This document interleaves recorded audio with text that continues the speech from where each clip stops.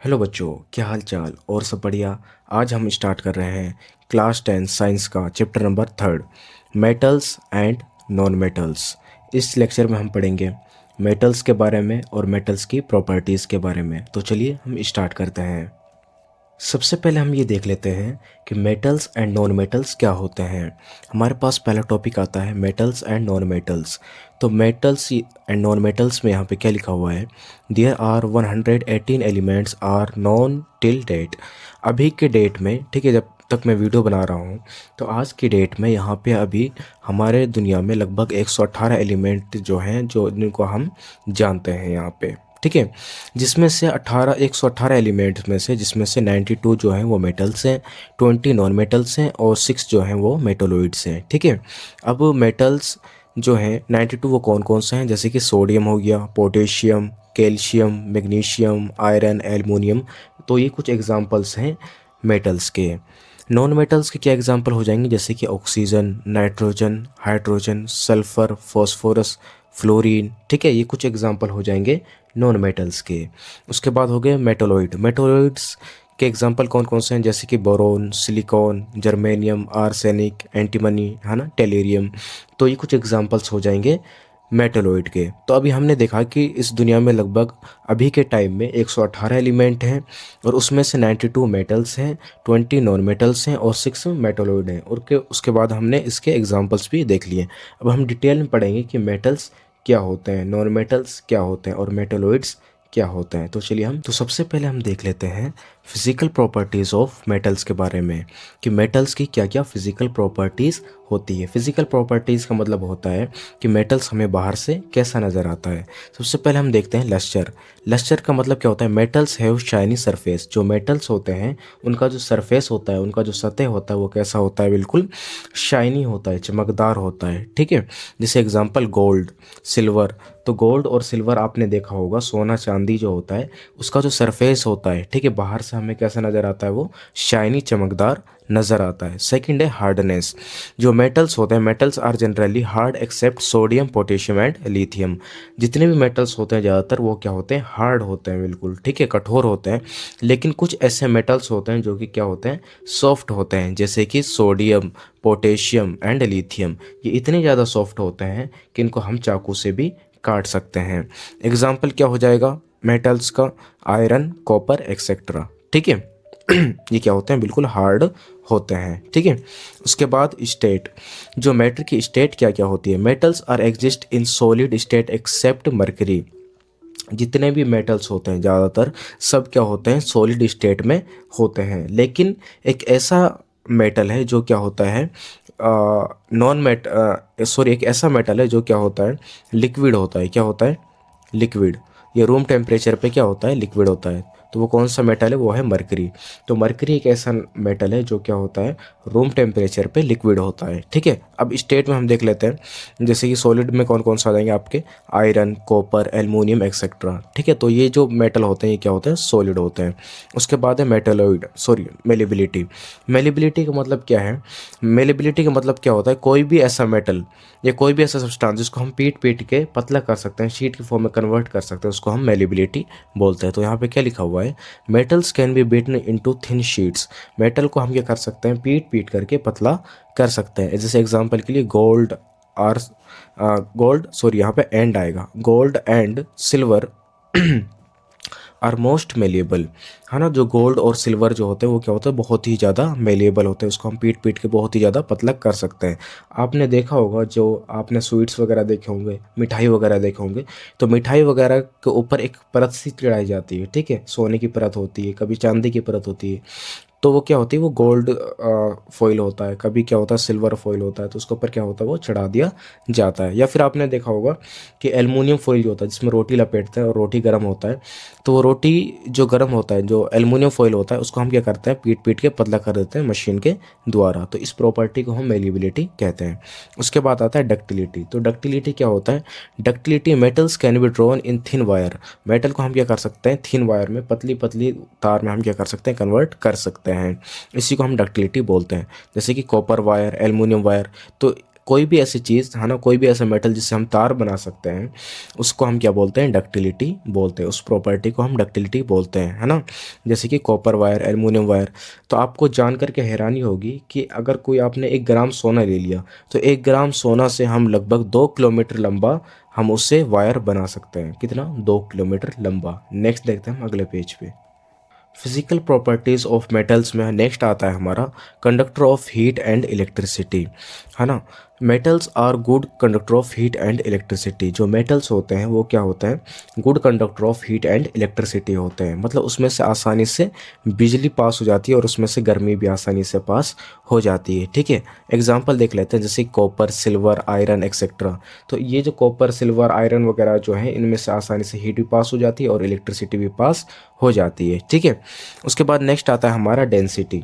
अब डेंसिटी का मतलब होता है घनापन, ठीक है। Generally metals have high density and high melting point.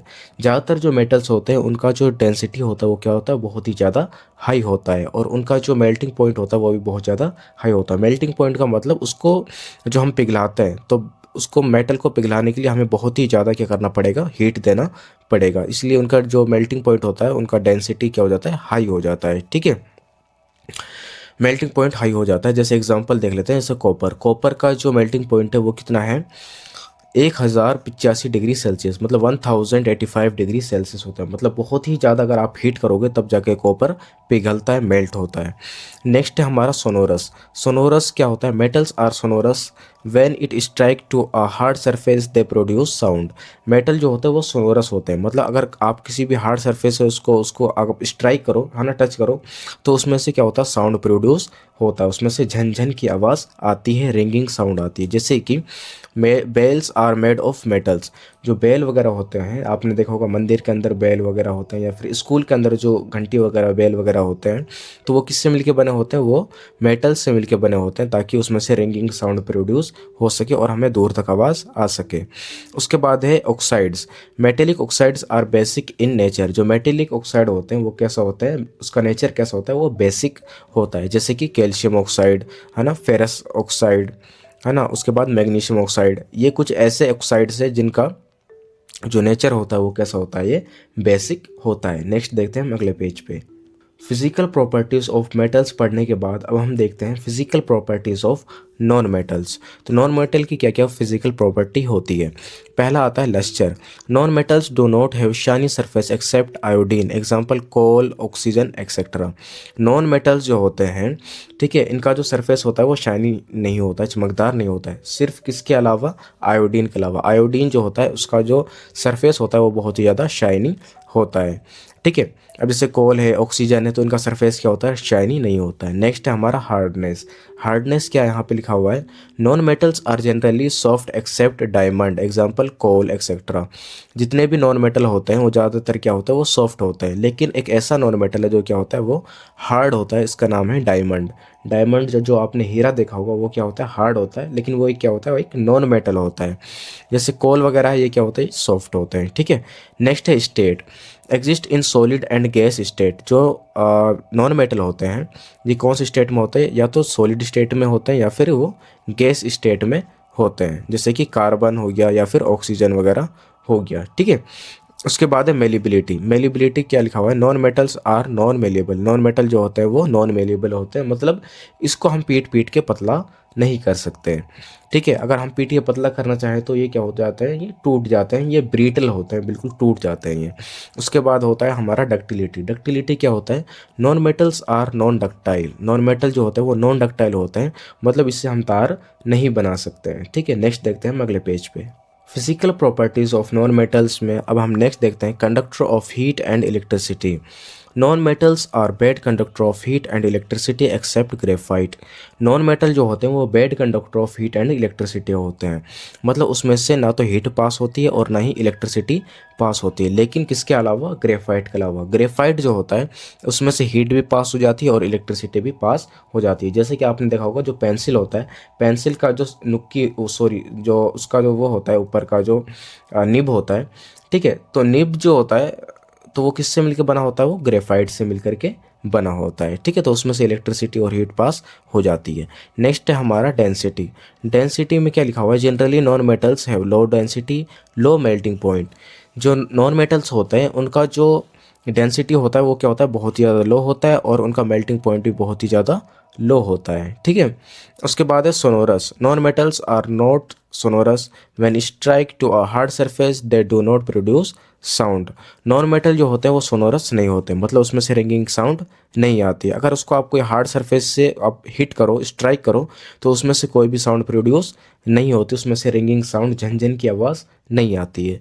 अब हम लास्ट देखते हैं oxides. Non metallic oxides are acidic in nature. Non metallic oxide जो होते हैं वो उनका नेचर कैसा होता है, वो एसिडिक होता है, ठीक है।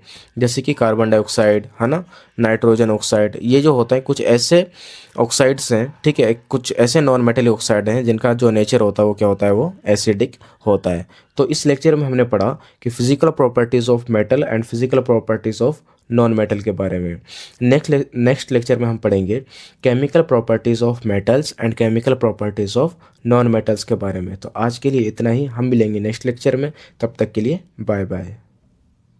हेलो बच्चों, क्या हाल चाल और सब बढ़िया। आज हम स्टार्ट कर रहे हैं क्लास 10 साइंस का chapter number 3 metals and non metals का लेक्चर नंबर 2। तो इस लेक्चर में हम पढ़ेंगे केमिकल प्रॉपर्टीज़ ऑफ मेटल्स के बारे में।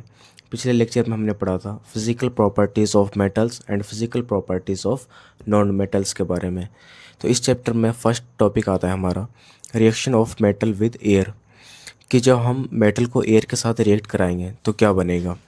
तो metals combine with oxygen to form metal oxide. जब मेटल को ऑक्सीजन के साथ हम कंबाइन करते हैं, जब रिएक्ट कराते हैं, तो यहाँ पे क्या बनता है, मेटल ऑक्साइड। इसके एग्जांपल हम देख लेते हैं। जैसे कि यहाँ पे मैंने ले लिया कॉपर, ठीक है। कॉपर को जब हम ऑक्सीजन के साथ रिएक्ट कराएंगे तो यहाँ पे क्या बनेगा, कॉपर ऑक्साइड, ठीक है।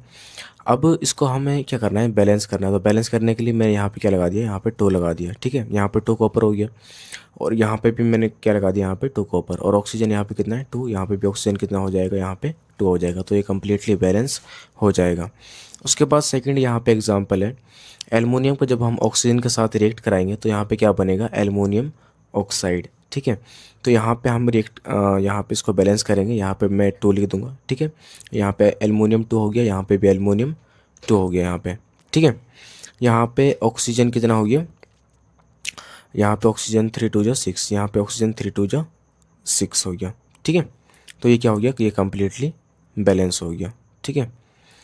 उसके बाद यहाँ पे देखिए आप, different metals show different activities towards oxygen. अलग अलग मेटल जो होते हैं वो अलग अलग तरीके से ऑक्सीजन के साथ क्या करते हैं, रिएक्ट करते हैं। जैसे कि यहाँ पे फर्स्ट पॉइंट दे रखा है आपको, sodium and potassium react with vigorously that they can catch fire if kept in open, so they are kept immersed in kerosene oil.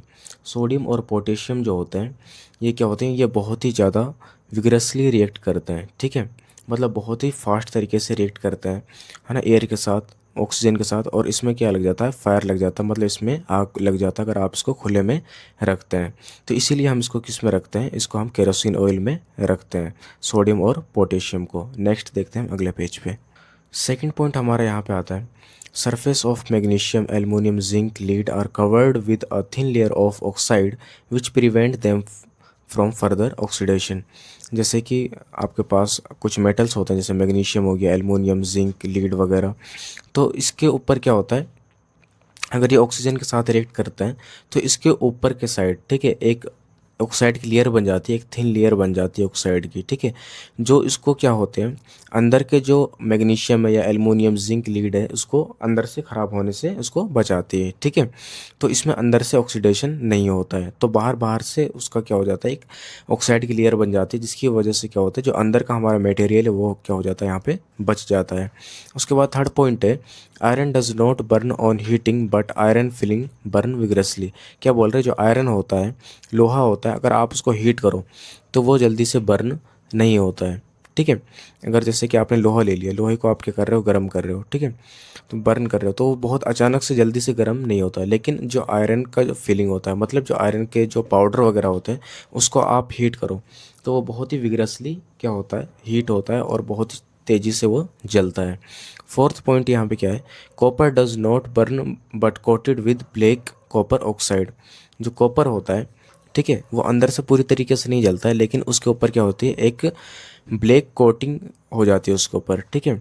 उसके ऊपर क्या होती है, एक ऑक्साइड की लेयर बन जाती है, ठीक है। अगर आप कॉपर को गर्म करते हो तो उसके ऊपर क्या होती है, एक कॉपर की ऑक्साइड बन जाती है ब्लैक कलर की। उसके बाद लास्ट पॉइंट है हमारा, यहाँ पे लास्ट पॉइंट क्या दे रखा है, silver and gold does not react with oxygen. जो हमारा सिल्वर और गोल्ड होता है वो ऑक्सीजन के साथ रिएक्ट नहीं करता है, ठीक है। नेक्स्ट देखते हैं हम अगले पेज पे। केमिकल प्रॉपर्टीज़ ऑफ मेटल्स में सेकंड पॉइंट आता है हमारा, सेकंड टॉपिक है एम्फोटेरिक ऑक्साइड। एम्फोटेरिक ऑक्साइड क्या होता है, ये बहुत ही इंपॉर्टेंट है, ये एग्जाम्स वगैरह में पूछा जाता है। Metals oxide which react with both acids as well as bases to produce salt and water are called amphoteric oxide, ठीक है। तो ऐसे मेटल ऑक्साइड जो किसके साथ रिएक्ट करते हैं, जो एसिड के साथ भी रिएक्ट करते हैं और किसके साथ रिएक्ट करते हैं, वो बेस के साथ, दोनों के साथ रिएक्ट करते हैं।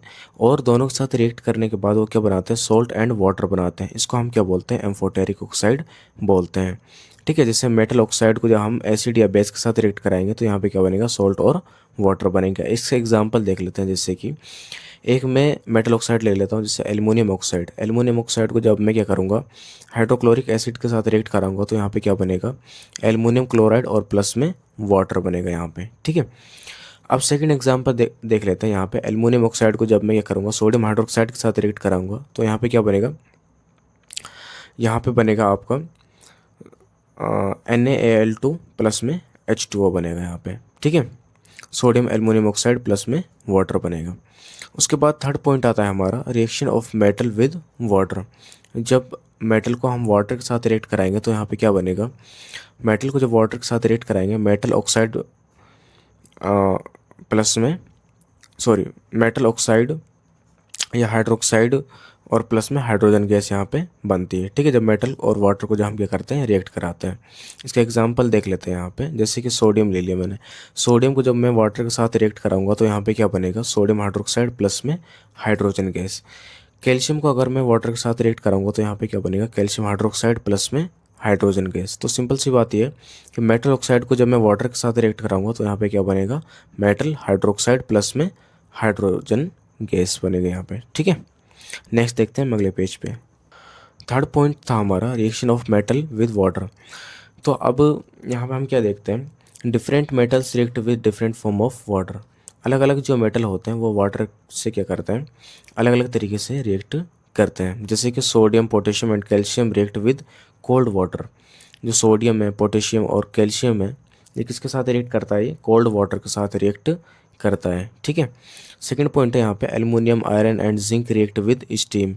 जैसे कि एल्युमिनियम हो गया, ठीक है, आयरन लोहा हो गया या जिंक वगैरह हो गया, ये किसके साथ रिएक्ट करता है, स्टीम, भाप के साथ रिएक्ट करता है, ठीक है। उसके बाद magnesium react with hot water. जो मैग्नीशियम होता है वो किसके साथ रिएक्ट करता है, वो हॉट वाटर के साथ रिएक्ट करता है। उसके बाद क्या है, calcium and magnesium float on water surface as bubbles of hydrogen stick to their surface. जो कैल्शियम और मैग्नीशियम है, जब इसको हम क्या करते हैं, वाटर के साथ रिएक्ट कराते हैं तो वाटर के पास ये पूरी तरीके से नहीं घुलता है, ठीक है। ये क्या होता है, वाटर का सरफेस के ऊपर ये फ्लोट करता है, उसके ऊपर ये तैरता रहता है बबल्स की फॉर्म में, ठीक है। इसमें से क्या होती है, एक तरीके से हाइड्रोजन गैस निकल रही होती है और इसके सरफेस पे ये एक तरीके से बबल्स की फॉर्म में ये घूमता रहता है। उसके बाद लास्ट पॉइंट है हमारा यहाँ पे silver, gold and copper lead does not react with water. जो हमारा सिल्वर है ना, गोल्ड है, कॉपर है, लीड वगैरह, ये किसके साथ रिएक्ट नहीं करता है, ये वाटर के साथ रिएक्ट नहीं करता है, ठीक है। नेक्स्ट देखते हैं अगले पेज पे। केमिकल प्रॉपर्टीज ऑफ मेटल्स में फोर्थ पॉइंट आता है हमारा reaction of metal with acids. जो मेटल को हम एसिड्स के साथ रिएक्ट कराएंगे तो यहाँ पे क्या बनेगा, मेटल प्लस में एसिड। मेटल को जब एसिड के साथ रिएक्ट कराएंगे तो यहाँ पे क्या बनेगा, सोल्ट प्लस में हाइड्रोजन गैस, ठीक है। जैसे कि यहाँ पे मैंने ले लिया, एक मेटल ले लिया आयरन। आयरन को जब मैं हाइड्रोक्लोरिक एसिड के साथ रिएक्ट कराऊंगा तो यहाँ पे क्या बनेगा, आयरन क्लोराइड प्लस में हाइड्रोजन गैस, ठीक है। उसके बाद फिफ्थ पॉइंट आता है हमारा reaction of metal with other metals salt. जब मैं क्या करूँगा, मेटल को अलग सॉल्ट मेटल के साथ रिएक्ट कराऊंगा, ठीक है, मेटल सॉल्ट के साथ रिएक्ट कराऊंगा तो यहाँ पे क्या बनेगा, जैसे हमने ले लिया मेटल ए, मेटल ए को मैं क्या करूँगा, मेटल सॉल्ट बी के साथ रिएक्ट कराऊंगा तो यहाँ पे क्या बनेगा, मेटल सॉल्ट ए प्लस में मेटल बी। तो जैसे कि यहाँ पे एक एग्जांपल ले लेते हैं, जैसे आयरन, तो आयरन को जब मैं कॉपर सल्फेट के साथ रिएक्ट कराऊंगा तो यहाँ पे क्या बनेगा, आयरन सल्फेट प्लस में कॉपर। अब यहाँ पे क्या हो रहा है, यहाँ पे कौन सा रिएक्शन हो रहा है, ये डिस्प्लेसमेंट रिएक्शन हो रहा है, ठीक है। यहाँ पे डिस्प्लेसमेंट रिएक्शन क्यों हो रहा है, क्योंकि जो आयरन होता है वो क्या होता है, वो ज़्यादा रिएक्टिव होता है कॉपर से, तो वो कॉपर को डिस्प्लेस कर देगा इसके सॉल्यूशन से, ठीक है। तो आयरन किसके साथ रिएक्ट कर जाएगा, ये इसको सल्फेट के साथ रिएक्ट कर जाएगा और कॉपर जो होगा ये क्या हो जाएगा, ये बाहर निकल जाएगा, ठीक है। तो एक तरीके से ये डिस्प्लेसमेंट रिएक्शन भी यहाँ पे हो गया। नेक्स्ट देखते हैं अगले पेज पे। नेक्स्ट टॉपिक आता है हमारा यहाँ पे रिएक्टिविटी सीरीज। रिएक्टिविटी सीरीज यहाँ पे क्या होता है, reaction of metal with acids, ठीक है। It is a list of elements arranged in this decreasing order of reactivity. यहाँ पे कुछ एलिमेंट्स के नाम दिए होते हैं और जिसमें क्या होता है, यहाँ पे रिएक्टिविटी का डिक्रीजिंग ऑर्डर होता है, मतलब जो सबसे ज़्यादा पहले रिएक्टिव, फिर उससे कम, फिर उससे कम, है ना। इस हिसाब से यहाँ पे रिएक्टिविटी सीरीज आपको दी हुई होती है यहाँ पे।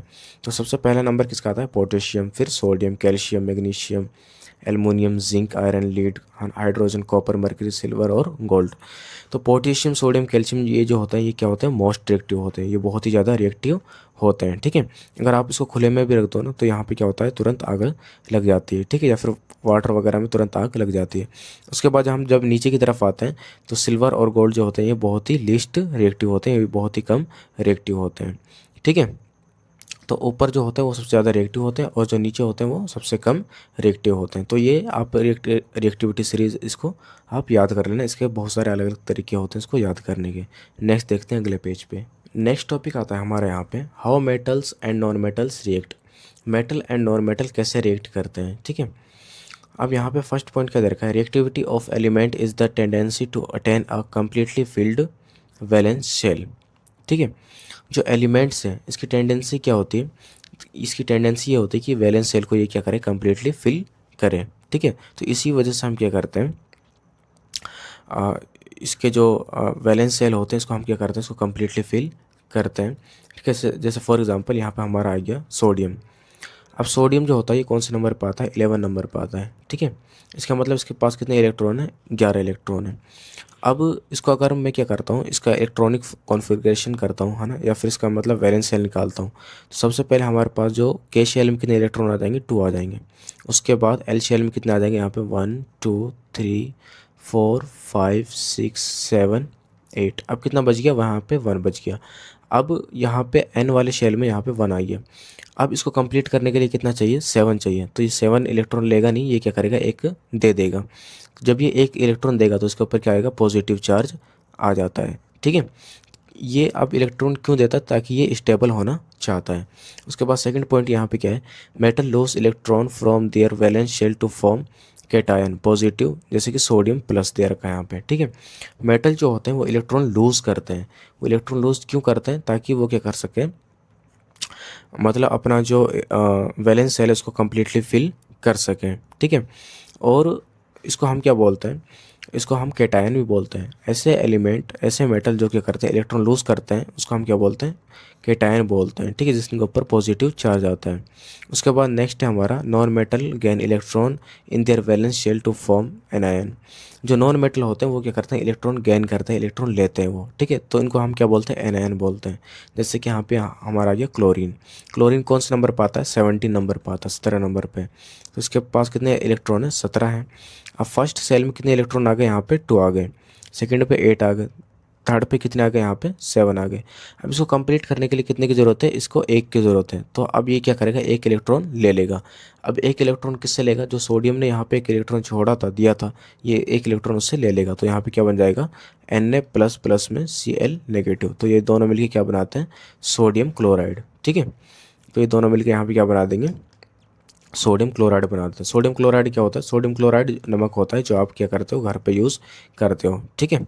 आया समझ में। नेक्स्ट देखते हैं हम, नेक्स्ट पॉइंट देखते हैं, the compound formed by the transfer of electrons from metal to non metal are called ionic compound और कोवेलेंट इलेक्ट्रोवेलेंट कंपाउंड। यहाँ पे क्या बोल रहे हैं, ऐसे कंपाउंड जो क्या करते हैं, इलेक्ट्रॉन के ट्रांसफ़र से ठीक है। मेटल या नॉन मेटल के ट्रांसफर से मतलब मिलके बनते हैं, उसको हम क्या बोलते हैं, आयोनिक कंपाउंड बोलते हैं या फिर इलेक्ट्रोवैलेंट कंपाउंड बोलते हैं। जैसे कि यहाँ पे आपने देखा कि सोडियम है, सोडियम के पास पॉजिटिव चार्ज होता है और क्लोरीन के पास क्या होता है, नेगेटिव चार्ज। जब जब ये दोनों आपस में मिलते हैं तो ये क्या बनाते हैं, सोडियम क्लोराइड NaCl। ठीक है। और NaCl ये क्या है, एक इलेक्ट्रोवैलेंट कंपाउंड है या फिर इसको हम आयोनिक कंपाउंड भी बोल देते हैं, क्योंकि यहाँ पे एक पॉजिटिव और नेगेटिव चार्ज की हेल्प से ये दोनों मिलकर के ये बनता है। ठीक है। नेक्स्ट देखते हैं अगले पेज पे। इस लेक्चर का लास्ट टॉपिक है यहाँ पे फॉर्मेशन ऑफ NaCl। ठीक है। यहाँ पे मैंने पहले ही आपको बता दिया फॉर्मेशन ऑफ NaCl कैसे होता है। यहाँ पे एक बार दोबारा देख लेते हैं। जैसे यहाँ पे फॉर्मेशन ऑफ NaCl में सोडियम, यहाँ पे सोडियम का जो एटॉमिक नंबर कितना होता है, 11। तो इसके पास इलेक्ट्रॉन भी कितने होते हैं, 11 होते हैं। तो इसका अगर इलेक्ट्रॉनिक कॉन्फ़िगरेशन करें तो यहाँ पे कितना आएगा, 281। ठीक है। अब यहाँ पे लास्ट के सेल में 1 इलेक्ट्रॉन है, तो ये एक इलेक्ट्रॉन क्या करेगा, लूज़ करेगा, जिसकी वजह से इसके ऊपर क्या आ जाएगा, पॉजिटिव चार्ज आ जाएगा। क्लोरीन जो है इसका एटॉमिक नंबर कितना होता है, 17। ठीक है। जिसकी वजह से इसके पास कितने इलेक्ट्रॉन होते हैं, 17 होते हैं। इसका इलेक्ट्रॉनिक कॉन्फ़िगरेशन करेंगे तो कितना आएगा, 287। इसको कितने इलेक्ट्रॉन चाहिए, इसको 1 इलेक्ट्रॉन चाहिए, तो इसके लिए इसके ऊपर क्या आ जाता है, नेगेटिव चार्ज आ जाता है। जिसके ऊपर पॉजिटिव चार्ज आता है उसको हम बोलते हैं कैटायन, जिसके ऊपर नेगेटिव चार्ज आता है इसको हम क्या बोलते हैं, एनायन बोलते हैं। तो ये जो सोडियम का जो पॉजिटिव चार्ज है ये किसके साथ, किसके पास चला जाएगा, ये क्लोरीन के पास चले जाएगा, और यहाँ पे इसका जो वैलेंस होगा, है ना, वैलेंस शेल होगा, ये कम्प्लीटली फिल हो जाएगा। ठीक है। तो ये पूरी तरीके से स्टेबल हो जाते हैं। उसके बाद यहाँ पे नेक्स्ट पॉइंट आता है हमारा, they are solid and hard generally brittle. जब सोडियम क्लोराइड बनता है तो ये क्या होते हैं, एक तरीके से सॉलिड बनते हैं, है ना, बहुत ज़्यादा सॉलिड होते हैं और हार्ड होते हैं। ठीक है। उसके बाद क्या है, they have high melting and boiling point. जो हमारा सोडियम क्लोराइड होता है ये बहुत ही ज़्यादा क्या होता है, इसका मेल्टिंग और बॉइलिंग पॉइंट क्या होता है, बहुत ही ज़्यादा हाई होता है। अगर सोडियम क्लोराइड ले लिया आपने, जो नमक होता है आपके घर पे, इसको अगर आप क्या करते हो, गैस के ऊपर इसको गर्म करना चाहते हो, तो ये मतलब इसको आप गर्म नहीं कर सकते गैस पे। क्यों नहीं कर सकते, क्योंकि इसका जो मेल्टिंग और बॉइलिंग पॉइंट होता है बहुत ही ज़्यादा हाई होता है। लगभग इसको 1000 डिग्री सेल्सियस से ज़्यादा इसको हमें हीट की रिक्वायरमेंट होती है, टेम्परेचर की ज़रूरत होती है। ठीक है। अब उसके बाद नेक्स्ट टॉपिक है, नेक्स्ट पॉइंट है हमारा यहाँ पे, they soluble in water but not in kerosene and petrol. अगर आप यहाँ पे सोडियम क्लोराइड को वाटर के साथ रिएक्ट कराओ तो यहाँ पे क्या होगा, पानी के साथ ये तुरंत एक तरीके से मिक्स हो जाते हैं, लेकिन ये केरोसिन और पेट्रोल के साथ रिएक्ट नहीं करते हैं। लास्ट पॉइंट आता है हमारे यहाँ पे, they conduct electricity in molten state but not in solid state. ठीक है। अगर इसको आप क्या करते हो, वाटर के साथ रिएक्ट करा देते हो, ठीक है, तो ये क्या करता है, यहाँ पे इलेक्ट्रिसिटी प्रोड्यूस करते हैं। ठीक है। वाटर के साथ रिएक्ट करके यहाँ पे इलेक्ट्रिसिटी प्रोड्यूस करता है, क्या, क्योंकि यहाँ पे ये क्या करते हैं, वाटर के अंदर आयन्स मिक्स कर देते हैं, जिसकी वजह से यहाँ पे इलेक्ट्रिसिटी प्रोड्यूस हो जाती है। लेकिन अगर ये सॉलिड स्टेट में होते हैं, ठीक है, सोडियम क्लोराइड, तो ये इलेक्ट्रिसिटी प्रोड्यूस नहीं करते हैं। ठीक है। यहाँ तक आपको समझ में आ गया। अब नेक्स्ट लेक्चर में हम पढ़ेंगे मेटलर्जी वगैरह के बारे में पढ़ेंगे। ठीक है। और ओर्स वगैरह के बारे में पढ़ेंगे। इस लेक्चर में हम ने पढ़ा था यहाँ पे how metals and non metals react, है ना, और यहाँ पे हमने पढ़ा chemical properties of metals and non metals के बारे में। इस लेक्चर में हम इतना ही, हम मिलेंगे नेक्स्ट लेक्चर में। अगर ये वीडियो आपको पसंद आए तो इस वीडियो को लाइक करें, शेयर करें, अपने दोस्तों के साथ शेयर करें, और अगर कोई क्वेश्चन बाकी रह गया तो आप कमेंट में पूछ सकते हैं। ठीक है। हेलो बच्चों, क्या हाल चाल, और सब बढ़िया। आज हम स्टार्ट कर रहे हैं क्लास 10 साइंस का chapter number 3 metals and non metals का लेक्चर नंबर 3। इस लेक्चर में हम देख रहे हैं अकरेंस ऑफ मेटल्स के बारे में, कि जो मेटल होता है वो कैसे अकर होता है, वो कैसे किस हिसाब से बनता है। तो सबसे पहले हमारा टॉपिक आता है यहाँ पे मिनरल्स। मिनरल्स में क्या लिखा हुआ है, द एलिमेंट और compound which occur naturally in the earth crust are called minerals. ऐसे एलिमेंट या कंपाउंड जो हमारे अर्थ क्रस्ट में नेचुरली अकर होते हैं, नेचुरली बनते हैं, उसको हम क्या बोलते हैं, मिनरल्स बोलते हैं। नेक्स्ट आता है हमारा ओर्स। ओर्स क्या होता है, minerals that contain very high percentage of particular metal and the metal can be profitably excreted from it, such minerals are called ores. अब देखो यहाँ पे क्या लिखा हुआ है, ऐसे मिनरल्स जिसमें क्या होता है, high percentage of particular metal होता है। फॉर एग्जांपल जैसे हमारे पास लोहा है, तो लोहा जो होता है, ठीक है, वो किससे निकाला जाता है, वो एक तरीके से मिनरल से निकाला जाता है। And the metal can be profitably excreted from it, such minerals are called ores. ठीक है। तो ऐसे मिनरल्स जिसमें से हम क्या करते हैं, पर्टिकुलर मेटल किसी को निकाल लेते हैं, ठीक है, तो इसको हम क्या बोलते हैं, ओर्स बोलते हैं। फॉर एग्जांपल जो लोहा होता है, जो आयरन होता है, उसको हम क्या करते हैं, मिनरल से निकाल लेते हैं और उसको हम क्या बोलते हैं, उस आयरन को हम क्या बोलेंगे, ओर्स बोलेंगे, ठीक है। उसके बाद आ गया हमारा गैंग। गैंग क्या होता है, ores are usually contaminated with large amount of impurities such as soil, sand etcetera are called gangue. अब देखो गैंग क्या होता है, जो ओर्स होता है हमारा, ठीक है, तो इसके साथ साथ ना बहुत सारे लार्ज अमाउंट में क्या होता है, इम्प्योरिटीज़ भी आ जाते हैं, जैसे कि सॉइल आ गया, सैंड आ गया, है ना, तो ये सारी चीज़ें आ जाती है, इम्प्योरिटीज़ आ जाती है, इसको हम क्या बोलते हैं, गैंग बोलते हैं। आया समझ में। नेक्स्ट देखते हैं हम अगले पेज पे। नेक्स्ट टॉपिक हमारा यहाँ पे आता है मेटलर्जी। अब मेटलर्जी क्या होता है, it is the stepwise process of obtaining metal from its ore. मतलब ये एक स्टेप वाइज प्रोसेस होता है जिसमें हम क्या करते हैं, मेटल को हम क्या करते हैं, ऑब्टेन करते हैं उसके ओर से, ठीक है। स्टेप 1 यहाँ पे क्या है, इनरिचमेंट ऑफ ओर्स, ठीक है। सबसे पहले हम क्या करते हैं, ओर्स को इनरिचमेंट करते हैं, मतलब एक तरीके से उसको हम क्या करते हैं, उसको लेते हैं। उसके बाद extraction of metal. Extraction of metals में हम क्या करते हैं, मेटल्स को वहाँ से एक्सट्रैक्ट करते हैं। उसके बाद क्या है, रिफाइनिंग ऑफ मेटल्स। उसके बाद हम क्या करते हैं, मेटल्स को रिफाइन भी करते हैं। सबसे पहले स्टेप 1 हम देख लेते हैं, इनरिचमेंट ऑफ ओर्स। यहाँ पे क्या लिखा हुआ है, it is the process of removing gang from ores. सबसे पहले हमें क्या करना होता है, जो ओर्स है हमारा, उसमें से हमें गैंग को, जो इम्प्योरिटीज़ है, उसको हमें अलग करना होता है। इसके अलग अलग मेथड और टेक्निक होता है, यहाँ पे लिखा हुआ है मेथड्स एंड टेक्निक यूज्ड। इसके लिए अलग अलग मेथड और टेक्निक यूज होते हैं, जैसे कि यहाँ पे hydraulic washing, magnetic separation, froth flotation, chemical separation, या फिर इसको लीचिंग भी हम बोलते हैं, ठीक है। तो इसके बारे में आपको समझना नहीं है, बस आपको ये याद रखना है कि इसके अलग अलग मेथड्स और टेक्निक होते हैं और इनके ये नाम है। इसके बारे में डिटेल में आपको पढ़ने की ज़रूरत नहीं है। आया समझ में। अब नेक्स्ट देखते हैं हम अगले पेज पे। पहला प्रोसेस हमारा कंप्लीट हो गया। अब हम सेकंड प्रोसेस में देखते हैं, एक्सट्रैक्शन ऑफ मेटल्स।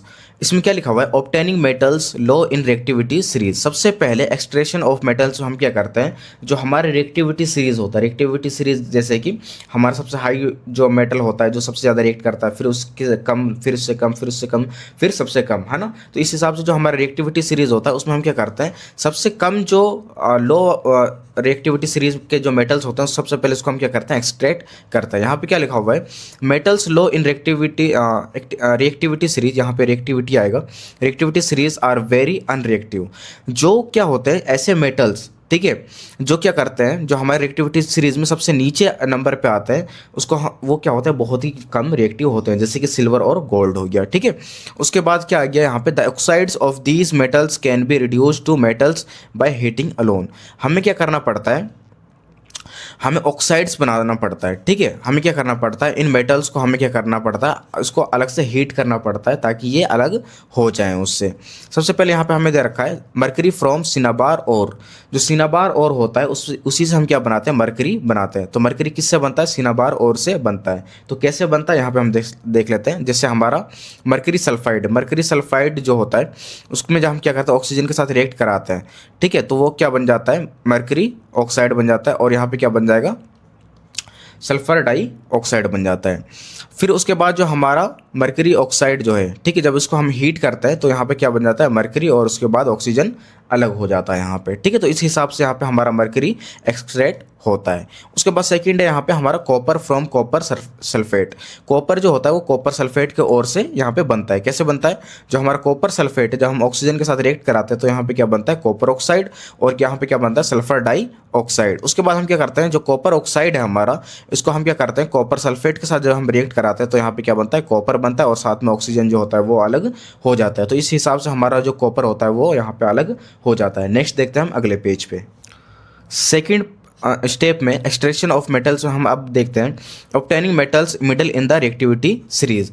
अब जो रिएक्टिविटी सीरीज में मिडल नंबर पे आता है, ठीक है, तो उनको हम कैसे रिएक्ट करते हैं, उसको कैसे हम क्या करते हैं, एक्सट्रैक्ट करते हैं, तो वो हम देखेंगे। रिएक्टिविटी सीरीज हम आगे वाले पेज में देखेंगे क्या रिएक्टिविटी सीरीज क्या होता है। अभी के लिए हम बस समझ लेते हैं कि हम क्या कर रहे हैं, रिएक्टिविटी सीरीज के जो मिडल वाले जो मेटल्स है उसको हम क्या कर रहे हैं, एक्सट्रैक्ट कर रहे हैं यहाँ पे, ठीक है। फर्स्ट पॉइंट क्या दे रखा है यहाँ पे, these metals usually present as sulphide और कार्बोनेट्स। ये जो मेटल होता है ये किस हिसाब से प्रेजेंट होता है, सल्फाइड और कार्बोनेट के फॉर्म में ये प्रेजेंट होते हैं। उसके बाद सेकंड का पॉइंट क्या दे रखा है, it is easier to obtain metal from their oxides. और इनको मतलब एक्सट्रैक्ट करना, ठीक है, इनको ऑब्टेन करना थोड़ा आसान होता है। क्यों? क्योंकि ये मतलब ज़्यादा रिएक्टिव नहीं होते हैं, ठीक है। उसके बाद क्या है यहाँ पे, extraction metals from sulphide ores. यहाँ पे सबसे पहले देखा आपको रोस्टिंग। रोस्टिंग क्या होता है, the sulphide ores are converted into metal oxides by heating strongly in presence of oxygen. सबसे पहले हम क्या करते हैं, जो सल्फाइड ओर्स है इसको हम क्या करते हैं, कन्वर्ट कर देते हैं मेटल ऑक्साइड में, कन्वर्ट कर देते हैं। किसके जरिए, हम इसको बहुत ही ज़्यादा तरीके से क्या करते हैं, हीट करते हैं ऑक्सीजन की प्रेजेंस में, ठीक है। तो सिंपल सी बात ये है, जो सल्फाइड ओर से इसको हम क्या करते हैं, मेटल ऑक्साइड में कन्वर्ट कर देते हैं, इसको हम हीट करके। जैसे कि यहाँ पे जिंक सल्फेट दे रखा है, तो जिंक सल्फेट को जो हम ऑक्सीजन के साथ रिएक्ट कराएंगे, इसको हीट करेंगे, तो यहाँ पे क्या बनेगा, जिंक ऑक्साइड, और यहाँ पे क्या बन जाएगा, सल्फर डाई ऑक्साइड बन जाएगा। उसके बाद नेक्स्ट प्रोसेस आता है हमारा कैल्सिनेशन। कैल्सिनेशन क्या होता है, the carbonate ores are changed into oxides by heating in absence या फिर लिमिटेड ऑक्सीजन। जैसे फॉर एग्जांपल यहाँ पे हमारा क्या है, कार्बोनेट ओर्स है, तो कार्बोनेट ओर्स जो होता है इसको हम किस में चेंज कर देते हैं, ऑक्साइड्स में चेंज कर देते हैं। किसके जरिए, हीटिंग के जरिए, ठीक है। लेकिन यहाँ पे क्या होता है, ऑक्सीजन या तो एब्सेंस होता है या फिर बहुत ही कम ऑक्सीजन यहाँ पे होता है कैल्सिनेशन प्रोसेस में। लेकिन रोस्टिंग प्रोसेस में यहाँ पे क्या होता है, ऑक्सीजन यहाँ पे बहुत ही ज़्यादा होता है, ठीक है। यहाँ पे कैल्सिनेशन का हम एग्जांपल देख लेते हैं, जैसे कि जिंक कार्बोनेट है। जिंक कार्बोनेट को जो हम क्या करते हैं, हीट करते हैं, है ना, एब्सेंस ऑफ ऑक्सीजन में, तो यहाँ पे क्या बनता है, यहाँ पे हमारा जिंक ऑक्साइड और कार्बन डाइऑक्साइड यहाँ पे बन जाता है। आया समझ में। नेक्स्ट देखते हैं अगले पेज पे। स्टेप 2 में एक्सट्रैक्शन ऑफ मेटल्स में अब हम देखते हैं obtaining metals top in the reactivity series. अब जो रिएक्टिविटी सीरीज में टॉप नंबर पे जो हमारे मेटल्स आते हैं, ठीक है, उसको हम कैसे ऑब्टेन करते हैं, ठीक है, और से। तो सबसे पहले पॉइंट क्या दे रखा है, these metals are highly reactive, these are not reduced with reducing agents. ये बहुत ही ज़्यादा रिएक्टिव मेटल्स होते हैं, ठीक है, और ये क्या होता है, ये आसानी से रिड्यूसिंग एजेंट से रिड्यूस्ड ये नहीं होते हैं। तो इनको क्या करना पड़ता है, यहाँ पे लिखा हुआ है, these metals are extracted by electrolytic reduction from their molten state. अब ये मेटल कैसे एक्सट्रैक्ट होते हैं, ये इलेक्ट्रोलाइटिक रिडक्शन प्रोसेस से ये अलग होते हैं, जो कि इनके मोल्टन स्टेट से इनको क्या कर देता है, ये अलग कर देता है। फॉर एग्जाम्पल जैसे यहाँ पे क्या दे रखा है आपको, यहाँ पे जैसे सोडियम दे रखा है, ठीक है, सॉरी, यहाँ पे आपको एक सॉल्यूशन दे रखा है, और सॉल्यूशन में यहाँ पे आपको क्या लगा रखा है, एक रोड लगा रखा है, 2 रोड, और यहाँ पे एक बैटरी लगा रखा है, ठीक है। तो अब बैटरी जो है, अब ये जो बैटरी है इसको कैथोड से जोड़ रखा है, ठीक है, ये वाला पॉइंट, और ये वाला किससे जोड़ रखा है, ये एनोड से जोड़ रखा है। कैथोड पे नेगेटिव साइन है और एनोड पे पॉजिटिव चार्ज है, ठीक है। तो जब इसमें क्या होगा, यहाँ पे इलेक्ट्रोलाइटिक रिडक्शन प्रोसेस होगा, तो यहाँ पे जो सोडियम होगा ये किसके साथ मिल जाएगा, ये पॉजिटिव रोड के साथ मिल जाएगा, कैथोड के साथ, मतलब रिएक्ट हो जाएगा ये, है ना, चिपक जाएगा इसके साथ। और जो हमारा क्लोरीन होगा ये किसके साथ चिपक जाएगा, ये एनोड के साथ चिपक जाएगा, जो हमारा पॉजिटिव चार्ज होता है, ठीक है। आया समझ में। उसका एग्जांपल यहाँ पे दे रखा है, extraction of sodium from sodium chloride, ठीक है। तो सोडियम क्लोराइड जो होता है हमारा, इसमें से हम सोडियम को कैसे अलग करते हैं, हम सबसे पहले सोडियम क्लोराइड ले लेंगे, मेटल डिपॉजिट एट कैथोड, है ना। तो हम जब सोडियम क्लोराइड ले लेंगे, इसको हम क्या कर देंगे, पानी में घोल देंगे। तो अब हम क्या करेंगे, यहाँ पे 2 रोड लगा देंगे, 2 रोड लगाने के बाद हम एक बैटरी से कनेक्ट कर देंगे।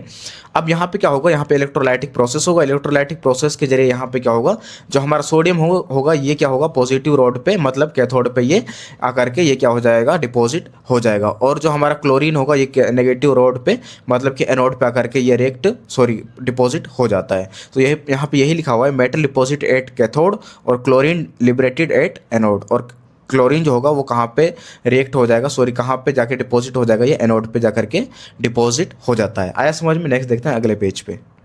मेटलर्जी में सेकंड स्टेप के बाद अब हम देखते हैं थर्ड स्टेप। थर्ड स्टेप क्या है यहाँ पे हमारा, रिफाइनिंग ऑफ मेटल्स। जो मेटल होता है वो कैसे रिफाइन होता है, ठीक है, ये हम यहाँ पे देख लेते हैं। अब सबसे पहले हमने देख लिया कि भाई जो मेटल होता है हम उसको कैसे एक्सट्रैक्ट करते हैं, है ना। उसको एक्सट्रैक्ट करने के बाद हमें क्या करना पड़ेगा, अब यहाँ पे उसको रिफाइन भी करना होगा। तो यहाँ पे क्या लिखा हुआ है, electrolysis method widely used for metal refining. जो इलेक्ट्रोलाइसिस प्रोसेस होता है ये क्या होता है, ज़्यादातर यूज़ होता है मेटल को रिफाइन करने के लिए, ठीक है। यहाँ पे क्या लिखा हुआ है, metals like copper, zinc, tin, निकल, सिल्वर, गोल्ड एक्सेट्रा। यहाँ पे जो होता है जैसे कि मेटल कॉपर हो गया, जिंक, टीन वगैरह, निकल, सिल्वर, गोल्ड वगैरह हो गया, इसका हम यूज़ करते हैं इलेक्ट्रोलाइसिस प्रोसेस का यूज़ करते हैं हम इसको रिफाइनिंग करने के लिए, ठीक है। यहाँ पे अब लिखा हुआ है इलेक्ट्रोलाइसिस प्रोसेस होता क्या है यहाँ पे, when current pass through it impure metal dissolve into solution, ठीक है।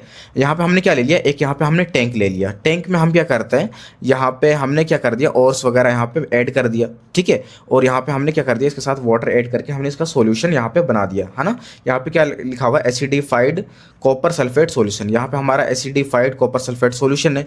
अब यहाँ पे क्या होगा, हमने 2 रोड लगा दिया, 2 रोड लगाने के बाद यहाँ पे हमने क्या कर दिया, इसको यहाँ पे कनेक्ट कर दिया एक सर्किट से। अब यहाँ पे क्या होगा, N equivalent amount of pure metal from solution deposit at cathode. अब यहाँ पे क्या होगा, यहाँ पे एक हमारा कैथोड है रोड और एक क्या है, एनोड रोड है। तो कैथोड रोड पे हमारा क्या होगा, कॉपर जाकर के यहाँ पे क्या हो जाएगा, ऐड हो जाएगा, यहाँ पे जाकर के ये डिपॉजिट हो जाता है, ठीक है। The insoluble impurities settle down at the bottom of the anode and it is called anode mud. और जो हमारा जो इम्प्योरिटीज़ होगा, आप देख सकते हैं यहाँ पे इम्प्योरिटीज़ यहाँ पे नीचे आकर के यहाँ पे क्या हो जाता है, बैठ जाता है, जैसे कि एनोड मड वगैरह जो होता है यहाँ पे आकर के नीचे बैठ जाता है, मिट्टी वगैरह। तो इस हिसाब से हम क्या करते हैं, जैसे कि कॉपर जिंक वगैरह जो होता है, इसको हम क्या करते हैं, इलेक्ट्रोलाइसिस प्रोसेस से क्या करते हैं, इनको हम रिफाइन कर देते हैं। आया समझ में। नेक्स्ट देखते हैं अगले पेज पे। इस चैप्टर का लास्ट टॉपिक आता है हमारा कोरोजन। कोरोजन क्या होता है, ठीक है। यहाँ पे लिखा हुआ है the surface of some metals corroded when they are exposed to moist air for a long time. This is called corrosion. देखो यहाँ पे क्या बता रहे हैं कि जो हमारा मेटल्स होता है, कुछ मेटल्स जो होता है हमारा, उनका जो सरफेस होता है वो कोरोड हो जाता है। कोरोड मतलब होता है एक तरीके से उसके ऊपर जंग लग जाती है, ठीक है, जंग लग जाती है। when they are exposed to moist air, है ना। जब क्या होता है, जो हमारा जो मेटल होता है वो मोइस्ट एयर में, नमी, जो हवा की नमी के अंदर जब वो आता है बहुत लंबे टाइम तक, तो उसके अंदर क्या होता है, मतलब कोरोड हो जाता है, वो उसके ऊपर जंग लग जाती है, तो उसको हम कोरोजन बोलते हैं।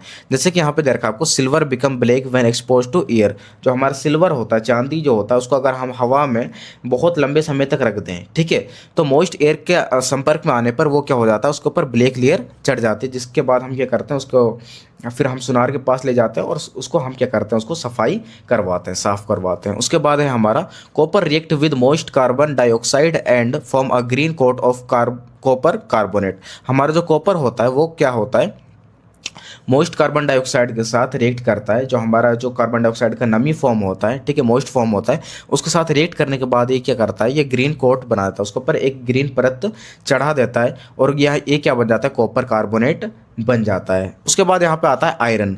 आयरन जो होता है, iron when expose to moist air acquire a coating of brown substance called rust. जो हमारा आयरन होता है, जो लोहा होता है, उसके ऊपर क्या होता है, एयर के कांटेक्ट में आने पर उसके ऊपर एक ब्राउन कोटिंग जो चढ़ जाती है, उसको हम क्या बोलते हैं, रस्ट बोलते हैं, जिसको हम जंग वगैरह भी बोलते हैं। आपने देखा होगा लोहे का गेट वगैरह जो होता है, अगर इसको आप कलर वगैरह नहीं करो तो क्या होता है, वो उसके ऊपर जंग लग जाता है। अब हम नेक्स्ट पेज में देखेंगे कि इसको कोरोजन से बचने के लिए हम क्या क्या कर सकते हैं, ठीक है। तो अब हम लास्ट में ये देख लेते हैं प्रिवेंशन ऑफ कोरोजन, कि कोरोजन से बचने के लिए अब हमें क्या करना पड़ेगा।